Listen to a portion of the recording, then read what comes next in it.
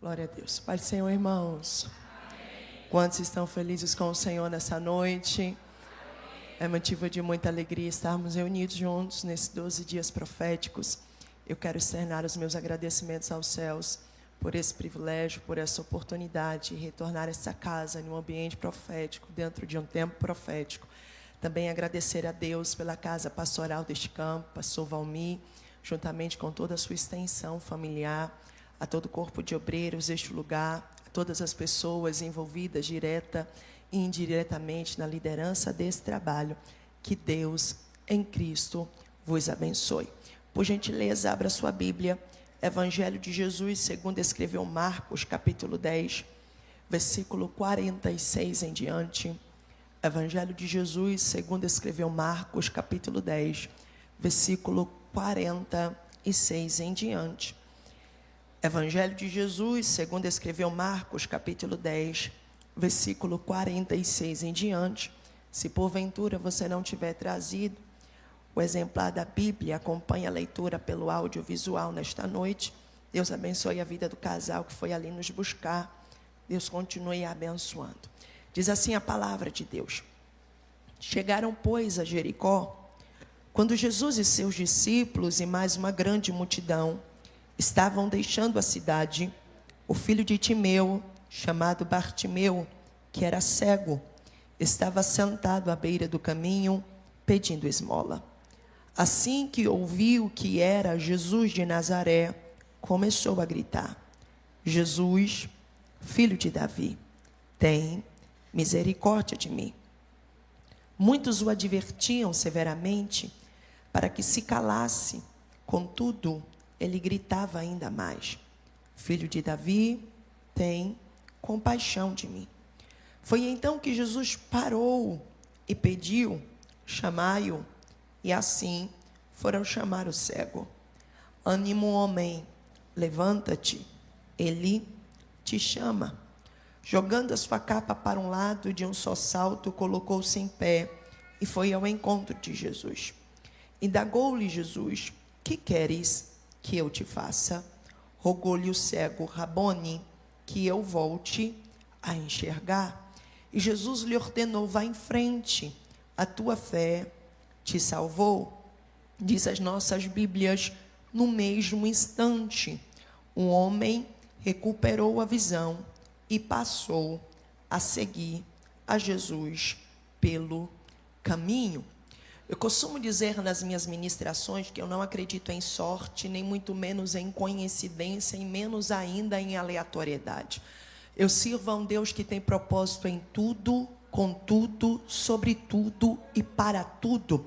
Entendendo esta verdade, eu te afirmo sem medo de errar, que até o lugar que você sentou neste culto estava determinado no céu. Você não sentou aí porque chegou o horário que chegou, você não sentou aí por causa da climatização, você não sentou aí por causa do nível de afinidade com alguém, você sentou aí porque os céus quis assim.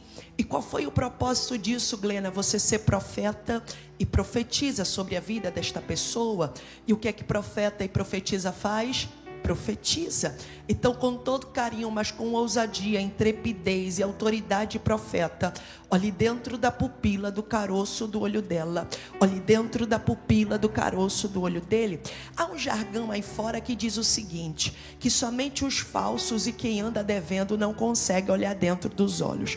Isso não é uma problemática para a gente nesta noite, porque crente não deve, nem crente é falso. Então, olhe dentro da pupila do caroço do olho dele, olhe dentro da pupila do caroço do olho dela, e com autoridade de profeta, diga assim para ele, diga assim para ela: por causa de você, Jesus parou em Jericó para fazer milagre. Se acredita nisso nesta noite, louvado seja Deus. Nós estamos diante de um milagre muito importante, nós estamos diante de um milagre bastante relevante, nós estamos diante de um milagre que acontece na cidade mais baixa do mundo, com um comércio muito importante. Nós estamos falando de um milagre que vai acontecer em uma cidade turística, nós estamos falando do milagre que tem como palco, cenário, uma cidade por nome Jericó. É interessante porque a cidade por nome Jericó não nos será apresentada especialmente no Novo Testamento, mas será introduzida ao nosso conhecimento no Velho Testamento e, para ser mais específica, no livro de Josué. Quando a Bíblia vai dizer que Deus levanta Josué como substituto de Moisés, e a proposta agora é um tempo de conquista, é tempo de conquistar a terra prometida. E a primeira cidade a ser alcançada dentro desse tempo é a cidade de Jericó. Muralha interna, muralha externa, cidade impenetrável. E o meu Deus me fascina, porque a estratégia dada a Josué não se dará por intermédio de flecha, não se dará por intermédio de lança, não se dará por intermédio de escudo, mas assim diz a Bíblia que Deus vai orientar a 13 voltas, e na última volta o brado de vitória faria com que as muralhas viessem ao chão. Como se trata da primeira cidade, quando Josué conquista, capítulo 6 do seu livro declara que uma palavra será lançada em Jericó, uma maldição será proferida naquela terra. Todo aquele que tentasse reedificar, todo aquele que tentasse reconstruir Jericó, isso lhe custaria a vida de 2 filhos. A palavra é lançada em Josué capítulo 6, 500 anos depois, primeiro livro de Reis, capítulo 16. A Bíblia vai dizer para a gente que um homem por nome Hiel vai tentar reconstruir e restaurar Jericó.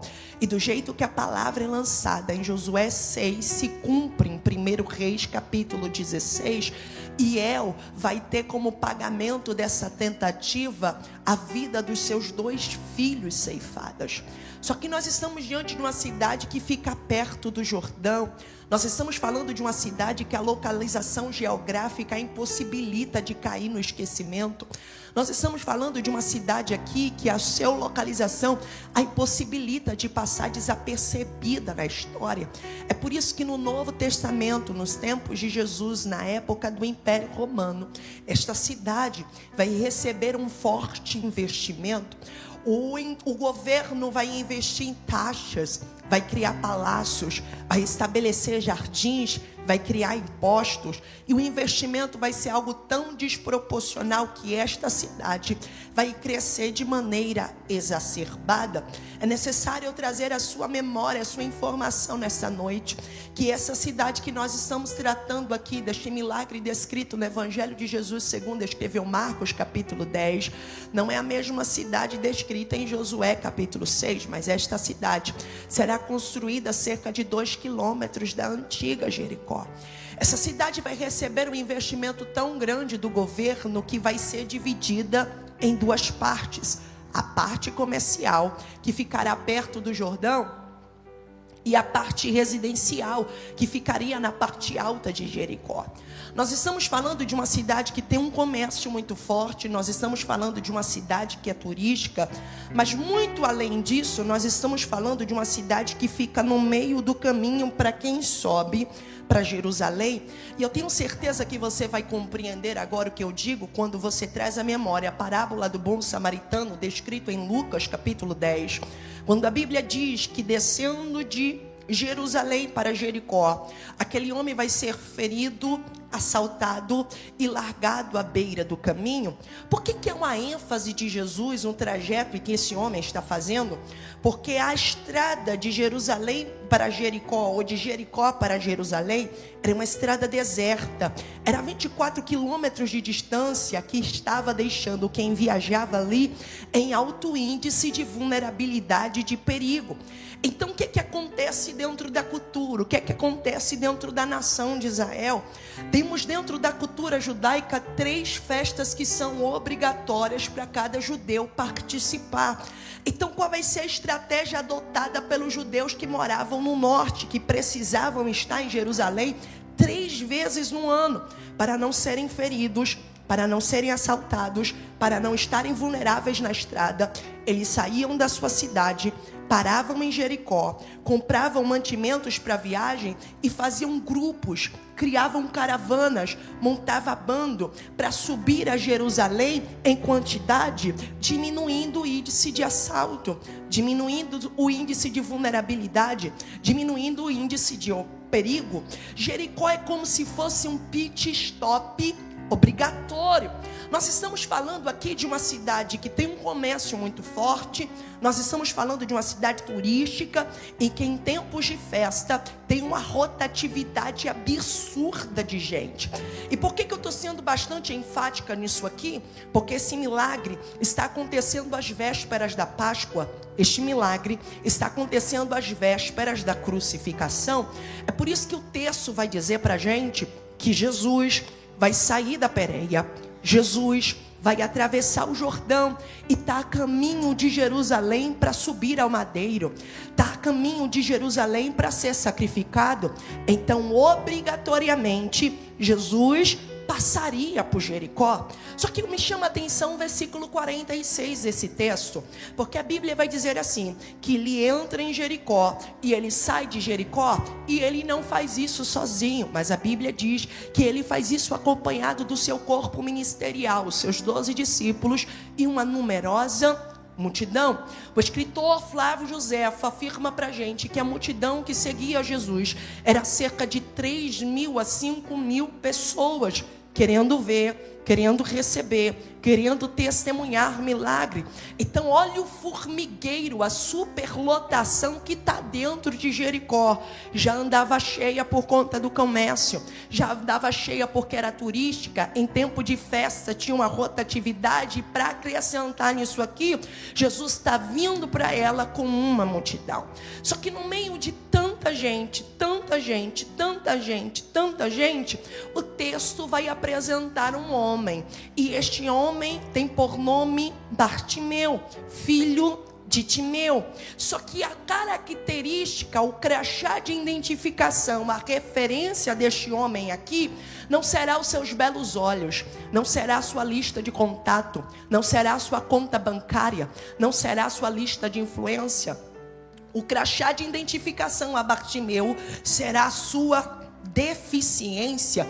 O texto apresenta para a gente Bartimeu, filho de Timeu, cego.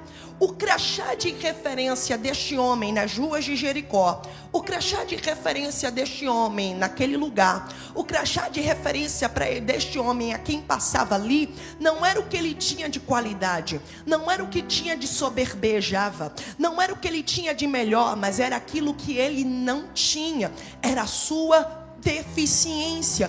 E qual é o contexto de deficiência? É a carência de algo, é a ausência de algo, é a falta de algo. Bartimeu está sendo conhecido pelaquilo que ele não tem. É como se alguém olhasse para mim e dissesse: Glena, Bartimeu de Irecê. E eu dissesse: não faço a mínima ideia de quem seja.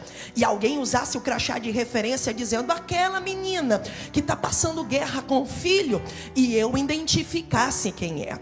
Bartimeu, Glena, de Irecê, não faço a mínima ideia de quem seja. Aquele que recebeu um diagnóstico do médico negativo. Sei quem é. Bartimeu, menina, de Irecê, aquele que está desempregado, aquela que está passando guerra. E eu fizesse referência mediante a sua deficiência. E bom seria, irmãos, se a deficiência de Bartimeu se restringisse apenas em dar a ele um crachá de identificação. Só que a Bíblia vai dizer assim, que além de identificá-lo por conta da deficiência, vai gerar nele, vai empurrar ele a viver sob uma condição. E que condição é essa? À beira do caminho. Entendo o que eu prego na noite deste dia. A Bíblia não ressalta pra gente qual é o contexto em que Bartimeu está inserido, se ele nasce cego ou se ele sofre uma das 21 enfermidades que a medicina nos afirma que pode remeter à cegueira de alguém. Nós não sabemos qual é a situação de Bartimeu, se cego de nascença ou se resultado de uma enfermidade, mas ninguém, seja ele cego de nascença ou resultado de uma enfermidade, escolhe ser deficiente, escolhe ficar cego. Eu estou falando e pregando para alguém na noite deste dia, que talvez está sendo identificado na sua área familiar, na sua área de trabalho, na sua área ministerial, na vizinhança e nos ambientes que você permeia, por um alguma deficiência que você diz para mim: Glena, não foi passível da minha administração, Glena, não foi passível de uma consequência minha. Eu estou pregando para alguém neste culto que está sendo referenciado nos ambientes que permeiam por algo que você não escolheu viver, por algo que você não escolheu enfrentar.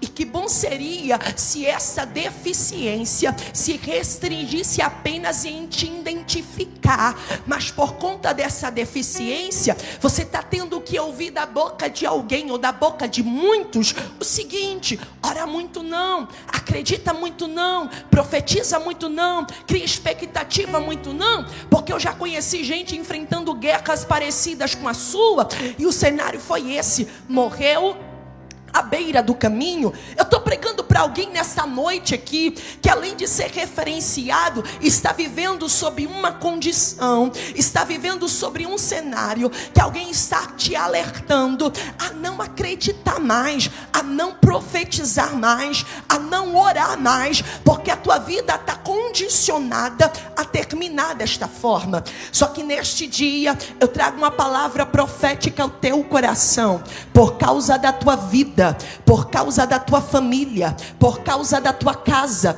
por causa da tua necessidade, por causa do teu problema, por causa da tua empresa, por causa da tua saúde. Ele saiu da Pérea, atravessou o Jordão e entrou em Jericó.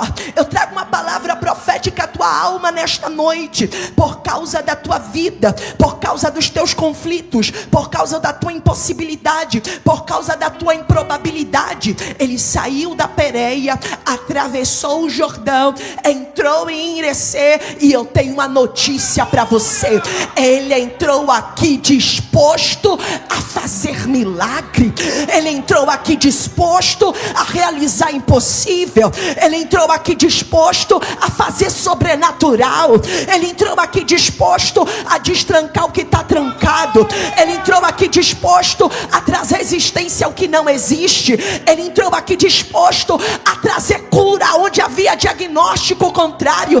Eu repito até alguém entender: ele entrou aqui disposto a trazer recurso onde havia escassez, ele entrou aqui disposto a quebrar cadeia de cativo, ele entrou aqui macho rebaia cande rebria narasai, ele entrou aqui disposto para visitar casa de pessoas neste culto. Não, você não veio bater ponto, você não veio porque não tinha outra programação para fazer, você não veio porque alguém insistiu para você vir aqui, não, você veio aqui porque Jeová marcou um encontro conosco neste lugar.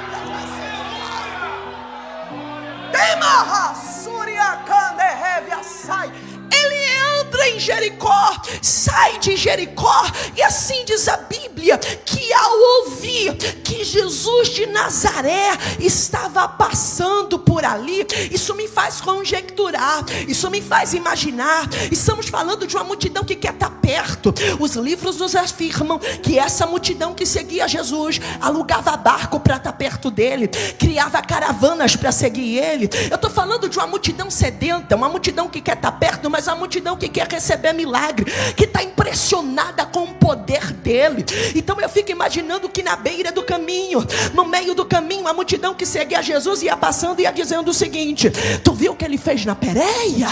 Tu viu como ele curou a mulher do fluxo de sangue? Eu fico imaginando que a multidão ia no caminho dizendo: tu viu como ele multiplicou os pães? Eu ainda estou impactado do jeito que ele curou o leproso. Eu fico imaginando que a multidão ia passando e ia dizendo: tu viu o que ele fez? Tu viu como ele curou? E assim diz a nossa Bíblia, que a fé vem pelo ouvir, e ouvir a palavra de Deus. Bartimeu está na beira do caminho, quando ouve que em Jericó estava passando alguém que não era normal, alguém que não era natural, alguém que não era coisa natural e explicável desta terra. Só que entenda o que eu estou pregando aqui, Bartimeu poderia ser alguém que se comportasse igual o homem à beira do tanque, dizendo: não tem ninguém que me ajude, não tem ninguém que me favoreça, eu estou aqui, pobre coitado de mim, sou cego, mendigo, não tem ninguém que me estenda a mão, não tem ninguém que me apresente. Bartimeu poderia ser alguém que se vitimizava, lamentava e se lamuriava pela condição que ele estava vivendo. Mas a Bíblia diz que a ação de Bartimeu é diferente. Porque eu estou pregando para a gente neste culto, porque a palavra do meu Deus não volta vazia. Quem entrou nestes 12 dias proféticos e tem dito o seguinte: eu enfrentei tanta luta, eu enfrentei tanta guerra, eu enfrentei tanto deserto, que me tomou muita coisa. Eu estou pregando para a gente neste culto que o ano de 2025 foi desafiador para você. Os meses que se passaram foram meses desafiadores, e você entrou em um conceito, você afirmou uma ideia de que você perdeu tudo, de que o vento levou tudo, de que o vento levou a honra, de que o vento levou a dignidade, de que o vento levou a força, de que o vento levou a expectativa, a perspectiva. Tem gente que eu estou pregando aqui nesta noite, que em cada hora que uma notícia chegava, estava igual a Jó, perdia alguma coisa, perdia algo. E aí você entrou neste culto dizendo: ô Glenda, tem nada mais não, perdi tudo, sobrou nada. Aí o Espírito Santo, que nos ama tanto, nos reúne neste ambiente profético para dizer: é verdade, tu perdeu muita coisa, é verdade, o vento levou muita coisa, é verdade, a guerra tomou muita coisa, é verdade, o deserto tomou muita coisa, mas tu não perdeu tudo não, Bartimeu. O vento levou muita coisa, mas ainda sobrou a audição. O deserto tomou muita coisa, mas ainda sobrou a audição. E se sobrou a audição, meu irmão, a gente tem a ferramenta necessária para sair desta condição. O Espírito Santo brada ao coração de alguém neste culto dizendo: o canto de lamento termina hoje, o canto de tristeza termina hoje. A partir de hoje a gente para de reclamar pela porta que fechou. A partir de hoje a gente para de reclamar pelas portas que não se abriram. A partir de hoje a gente para de reclamar pela mesa que não se sentou. A partir de hoje a gente para de reclamar pela providência que não veio. A partir de hoje a gente para de reclamar pela mão que não foi estendida e aprimora o que restou. Eu estou sentindo Jeová aqui. Ele está dizendo: o canto de lamento acaba hoje, porque enquanto eu estiver em Jericó, enquanto eu passar em Irecê, não vai ser lamento que vai chamar minha atenção.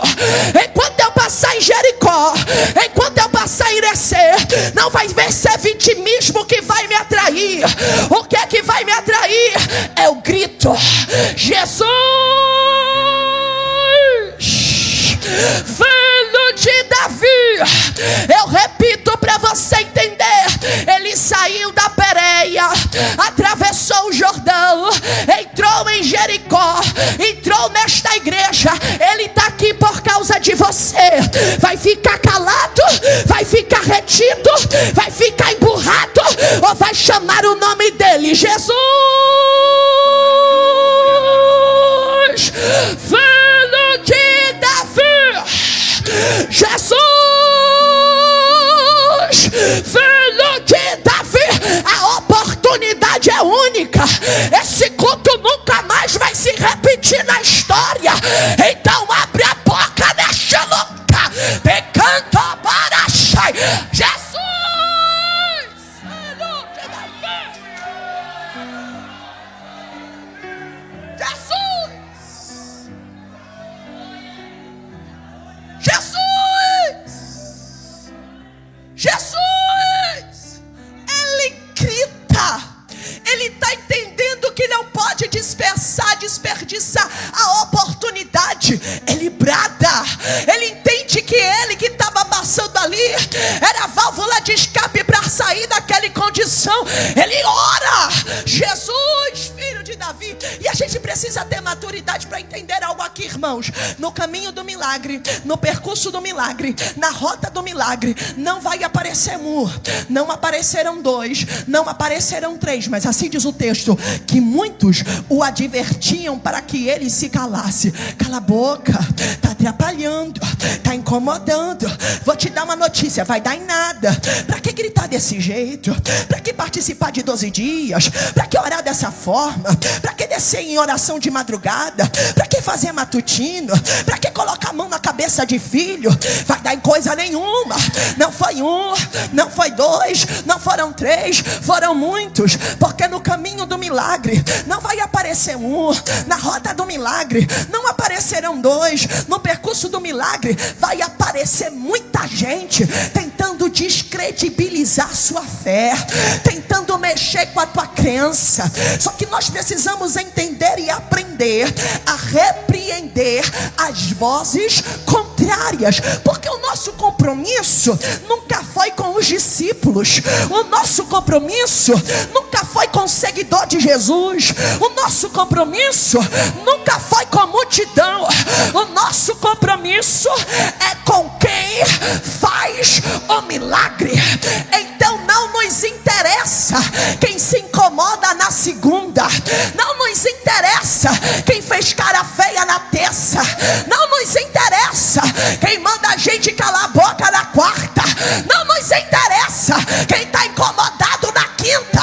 A gente só para de gritar, a gente só para de clamar, a gente só para de orar quando ele resolver o problema, quando ele resolver a questão, quando ele curar da enfermidade. Jesus, muitos o repreendiam, o incomodavam, advertiam para que ele calasse a boca. Só que assim diz o texto, que ele não se intimida, ele não se acovarda, ele não entra para chorar, me enganar, não. A Bíblia diz que ele passa a gritar mais alto: Jesus! Porque os céus estão nos dando a senha de acesso neste culto. O segredo nunca foi parar, o segredo nunca foi levantar a bandeira branca, o segredo nunca foi jogar toalha. Qual é o segredo, Glena? Aumenta a intensidade. Se diante do grito alguém tem se incomodado, o céu está dizendo para você: grita mais alto. Se diante da profecia de manhã alguém está se incomodando, profetiza de manhã, de tarde, de noite. Aumenta o nível. Se alguém está se incomodando com você jejuando 3 vezes na semana, tem problema não, a gente vai jejuar a semana todinha, mas a gente não para, a gente não retrocede, a gente não desiste, a gente não joga toalha. Neste ano de 2026 vai se levantar 10 mil de um lado, 1000 do outro lado, mas vai encontrar na igreja a direção alguém que aumenta o nível. Se vier quente, a gente devolve fervendo. Aumenta o nível nesta noite. Quem está aumentando o nível, abre a boca para dar glória. Quem trouxe mão direita, fique à vontade para adorar. A gente vai gritar mais alto, porque ela entrou em Jericó para nos abençoar. Glória, glória, glória, glória, glória, glória.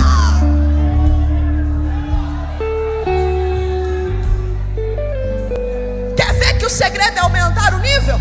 A Bíblia diz assim, ó, que quando ele passou a gritar mais alto, ele ouve. E o melhor vem agora. Ele ouve e para. Imagina comigo a multidão que está acompanhando Jesus, e você vai entender, se você acompanhar alguém de perto, você consegue saber os trejeitos, o gosto, a maneira que essa pessoa gosta de comer, o que ela gosta de fazer, onde ela gosta de sentar. Então eu imagino que a multidão que está acompanhando Jesus há muito tempo já sabia o modus operandi de trabalho dele. Então quando ele para, eu imagino que alguém dizia: ele parou, quem será alcançado hoje? E ele parou, quem será curado hoje? E ele parou, quem vai acontecer milagre hoje? E ele parou em Irecê, qual vai ser a casa que vai ser alcançada hoje? Ele saiu da Pérea, entrou em Jericó, ouviu o clamor de gente nesta noite e me manda dizer: eu parei. Algo sobrenatural já está acontecendo ao teu favor.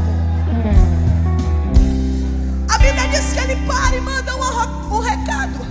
Se havia uma dúvida aqui para você, que havia uma distância entre Jesus e o cego, ela acaba agora. Porque a Bíblia vai dizer assim, que ele ouve, para e manda um recado. Ei, você, diga a ele que eu estou chamando. Quem está perto a gente não age assim. Quem está perto a gente não se comporta dessa forma. Quem está perto a gente diz como: vem cá, se aproxime, se aproxegue. Quem está perto a gente trata de outra forma. A Bíblia está deixando claro para a gente que havia uma distância entre Jesus e o cego, a ponto de Jesus terceirizar o recado. Diga a ele que eu estou chamando. A Bíblia diz que quando vão dar a notícia ao cego, assim diz o texto, que ele declara: ânimo, homem, ele te chama. O cego, ele estava condicionado à beira do caminho e ele mendigava. A narrativa de Marcos escreve aos romanos, e é por isso que há uma ênfase nesta capa. Essa capa aqui é uma credencial romana. É como se fosse um alvará de funcionamento. É como se fosse uma credencial para trabalhar na rua, autorizando aquela pessoa que era detentora daquela capa a estar ali. A Bíblia diz que a fé desse homem é tão grande, tão grande, tão grande, tão grande, que quando ele ouviu que Jesus estava chamando, ele vai pegar a única coisa que ele tinha, ele vai pegar sua ferramenta de trabalho, ele vai pegar sua perspectiva do amanhã, ele vai pegar aquilo que era o recurso de ele recolher os denários. Mas ele tem tanta fé, que assim diz o texto, que ele lança de si a sua capa. É como se Bartimeu estava dizendo: você nunca mais mendigar, nunca mais. Quem se encontra com ele não vive na mesma condição, nunca mais. Eu já vou me despedir de você, porque eu sei que depois que eu me encontrar com ele, o cativeiro muda, o cenário muda, o ambiente é transformado. Mendigar nunca mais. Ele joga de si a sua capa e eu caminho para concluir agora. A Bíblia diz que quando vai ao encontro de Jesus, uma pergunta vai ser feita a ele: o que queres que eu te faça? Estamos diante de um Jesus que declara o Salmo 139: ele é onisciente, ele é onipotente e ele é onipresente. E assim diz o salmista: antes que os nossos pensamentos cheguem na nossa cabeça, ele já conhece. Irmãos, estamos falando de deficiência visual. É uma deficiência que está escrachada na cara, é uma deficiência que está escrachada no rosto. Tu não precisa nem de revelação para entender que aquela pessoa é deficiente. E estamos falando de um Jesus que sabe de tudo. Mas o texto está dizendo para a gente que quando ele se encontra com o cego, ele pergunta: o que queres que eu te faça? Porque a Bíblia está ensinando para a gente a necessidade de verbalizar.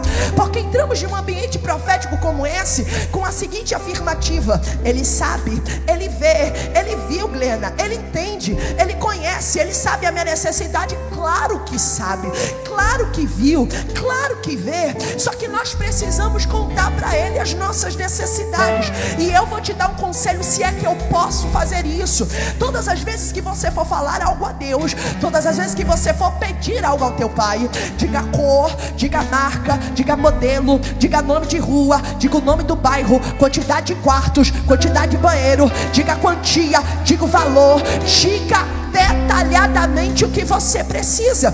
Porque assim diz a Bíblia, segunda carta aos Coríntios, capítulo 2: aquilo que teu olho não viu, aquilo que teu ouvido não ouviu e não subiu ao teu coração, é o que? É o que Ele tem projetado para nós. Ou seja, tudo que você está pedindo durante todos esses dias proféticos, Ele te diz: ainda é café pequeno diante do que eu vou fazer. A Bíblia diz que quando Jesus faz uma pergunta, o cego responde. Porque quem grita, quem ora, quem clama, quem participa de 12 dias proféticos tem que saber o que quer, tem que ser intencional. A Bíblia diz que o cego vai dizer: eu quero ver, eu quero enxergar, eu quero milagre, eu quero ser curado. Só que ele não faz aquilo que a gente pede, ele não faz só aquilo que a gente ora, ele não faz só aquilo que a gente necessita, ele faz além das nossas expectativas. Assim diz a Bíblia que o cego pede para enxergar, mas o texto vai dizer que Jesus vai olhar para ele e vai dizer: tu veio atrás de cura, não foi? Tu veio querendo ver, não foi? Tu veio querendo milagre, não foi? Mas eu vou te dar mais. Eu declaro: a tua fé te salvou. Você veio pedindo cura, mas eu vou te dar mais. Eu vou escrever o teu nome no livro da vida. Tu veio pedindo, dizendo: já vá, a porta que o Senhor abrir tá bom. E Ele está dizendo: nananina, não. Vou abrir uma porta, salário de excelência, horário de flexibilidade. Você entrou aqui nessa noite dizendo: já vá, se eu viver a vida toda tomando remedinho tá bom. E Jeová está dizendo: não, eu vou te curar, não vou deixar sequela, nem vou deixar paliativo. Tu entrou aqui nessa noite dizendo: Jeová, prepara e leva. E Ele está dizendo: não, vou salvar, vou batizar e vou levantar como profeta.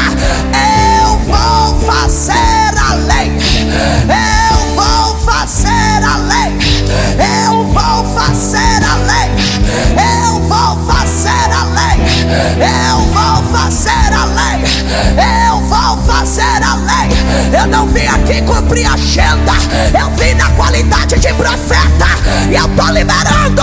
Ele vai fazer a lei, Ele vai fazer a lei, Ele vai fazer a lei, Ele vai fazer a lei.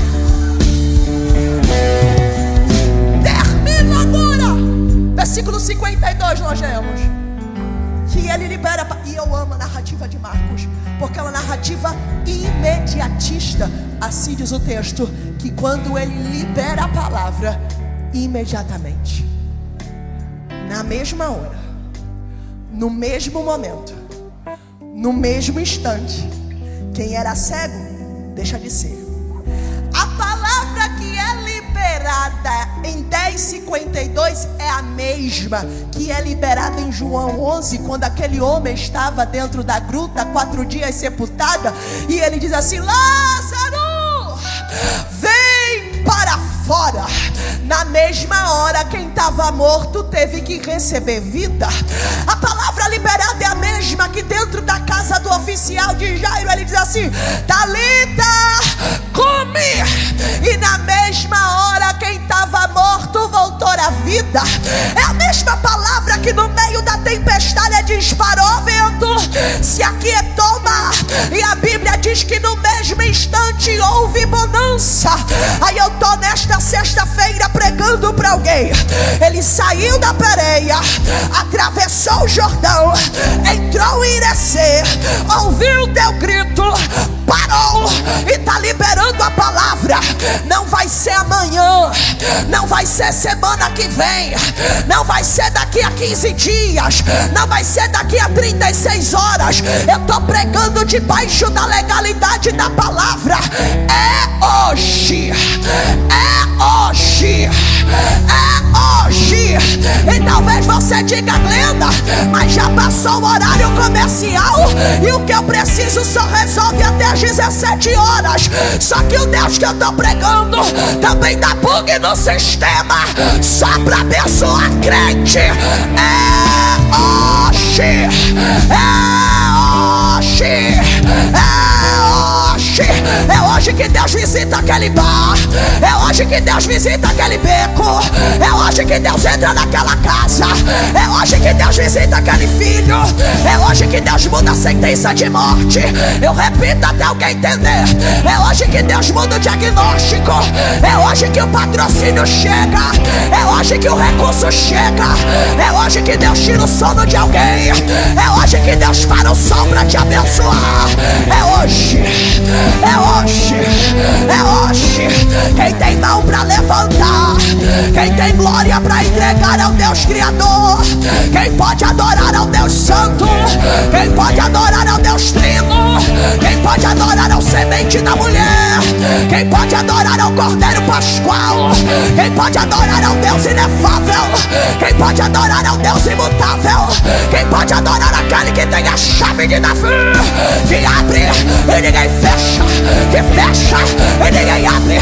Quem pode adorar ao África, quem pode adorar ao Ômega, quem pode adorar ao Príncipe da Paz, quem pode adorar ao maravilhoso Conselheiro, quem pode adorar ao Deus Forte, quem pode adorar ao Justo Juiz, quem pode adorar ao Salvador, quem pode adorar ao Messias, quem pode adorar a Ele. Abre a boca, abre a boca, abre a boca, abre a boca. Ele está aqui nesta